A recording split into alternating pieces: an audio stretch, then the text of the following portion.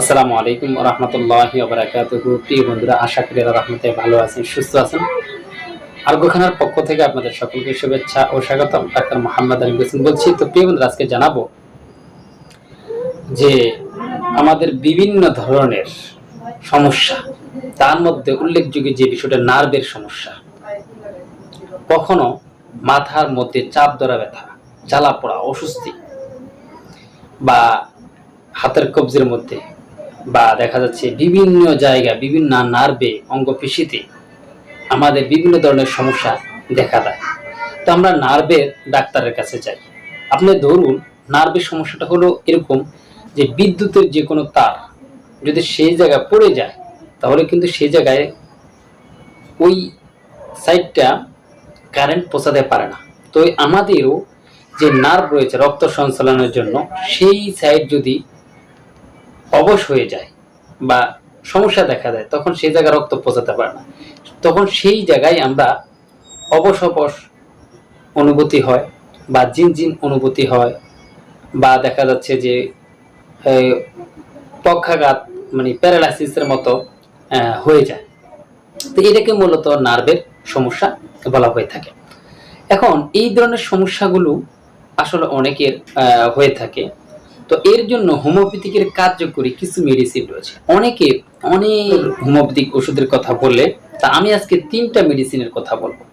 3টা মেডিসিন যদি আপনি নিয়মিত খেতে পারেন, ইনশাআল্লাহ তাআলা আপনার এই নার্ভের সমস্যা দ্রুত সেরে যাবে। এখন আপনি বলতে পারেন যে নার্ভের সমস্যা আমি কিভাবে বুঝবো? যেমন ধরুন, আমার মাথার মধ্যে যদি চাপ বোধ মনে হয়, জ্বালা পোড়া অনুভূতি হয়, বা ব্যথা হয়, বা দেখা যাচ্ছে যে অবশ অবশ লাগে, বা দেখা যাচ্ছে যে জ্বালা পোড়া করে, অস্বস্তি বোধ হয়, বা আমার পায়ে যদি টান লাগা অনুভূতি হয়, বা পক্ষাঘাত হয়, বা একটা হাত আমি নাড়াতে পারছি না, বা একটা আঙ্গুলে আমি শক্তি পাচ্ছি না, বা দেখা যাচ্ছে আমি একদিকে শুয়ে আছি, হ্যাঁ, দেখা যাচ্ছে যে আমার ঝিনঝিন ঝিনঝিন করতেছে, বা অবশ অবশ লাগতেছে, বা আমি এক জায়গায় একভাবেই আমি বসে আছি, বা একদিকে কাইত হয়ে শুইলাম, সেই সাইডটা আর উঠতে পারতেছি না, এতটা দুর্বল লাগতেছে, এটাকে বলা হয় মূলত নার্ভের সমস্যা। তো নার্ভের জন্য কিন্তু আমাদের বিশেষ করে হোমিওপ্যাথিকের যে কার্যকরী যে মেডিসিনটা, সেটা হলো জেলসিয়াম। নার্ভের সমস্যার জন্য এটা কিন্তু অত্যন্ত কাজ করে থাকে। আপনারা কিন্তু জেলসিয়াম 30 পাওয়ারের যে মেডিসিনটা সকালে 2 পরে এবং রাত্রেবেলায় 4 ফোঁটা করে যদি 1 সপ্তাহ খেতে পারেন, ইনশাআল্লাহ তাআলা আপনাদের নার্ভের সমস্যা কমে যাবে। তারপর আরেকটা মেডিসিন রয়েছে, সেটা হলো কেলিফস।